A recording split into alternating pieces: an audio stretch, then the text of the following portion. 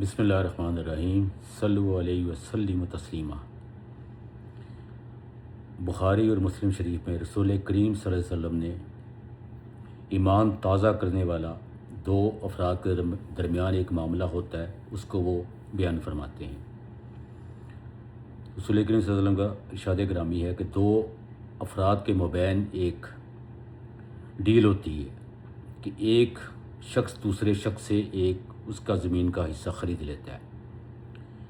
جب خرید لیتا ہے اس کو اس کے جو بھی طے ہوتا ہے پیسے ادا کر دیتا ہے۔ جب وہ زمین کی کھدائی کرنے لگتا ہے تو اس میں سے خزانہ نکل آتا ہے۔ اب خزانہ نکل آتا ہے، وہ اللہ کا نیک انسان ہوتا ہے، وہ اس کے پاس دوبارہ اس سے رجوع کرتا ہے، اس سے کہتا ہے کہ میرے بھائی، میں نے آپ سے زمین خریدی تھی، وہاں سے خزانہ نکل آیا ہے، تو میں نے خزانے کے پیسے نہیں دیے تھے، تو لہٰذا آپ یہ خزانہ آپ اسے لے لیجیے۔ تو وہ بھی شخص اللہ کا نیک انسان تھا، اس نے کہا کہ نہیں میرے بھائی، میں نے خزانے سمیت آپ کو یہ زمین فروخت کر دی تھی، لیکن دونوں اپنی اپنی بات پر بضد تھے اور ایک دوسرے کو لینے اور دینے کی بات کر رہے تھے۔ تو حتیٰ کہ قاضی کے پاس وہ چلے گئے کہ ٹھیک ہے، جو قاضی صاحب فیصلہ کریں گے ہم اسی کو وہ ہم پر قابل نافذ ہوگا۔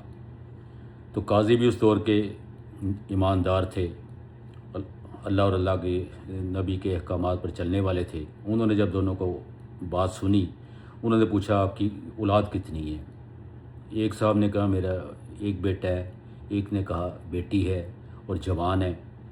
انہوں نے پوچھا کہ وہ شادی شدہ ہیں؟ انہوں نے کہا نہیں، شادی شدہ نہیں ہے۔ تو خیر قاضی صاحب نے یہ فیصلہ کیا کہ ان دونوں کی آپ آپس میں نکاح کر دیں۔ جب نکاح کر دیں گے تو زمین بھی ان کے پاس رہے گی، خزانہ بھی ان کے پاس رہے گا۔ سبحان اللہ! قاضی بھی کیسے اور کیسے ایماندار لوگ، جس کی اس دور میں شاید کوئی ایسا تصور بھی نہیں کر سکتا۔ اس بابرکت مہینے میں اللہ تعالی ہم سب کو اسلام پر، دین پر پورے کے پورے طرح عمل کرنے کی توفیق دے۔ دنیا کی زندگی چند روزہ ہے، ہنس کے رو کے رزق حلال کما کر، حرام کما کر گزری جانی ہے۔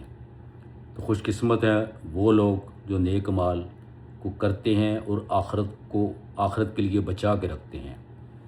تو اللہ تعالی ہم سب کو ایسے مواقع اگر فراہم کرے تو دنیاوی لالچ کو پیچھے کر کے ہمیں آخرت کی فکر کرنی چاہیے۔ وآخر دعواہم ان الحمد للہ رب العالمین۔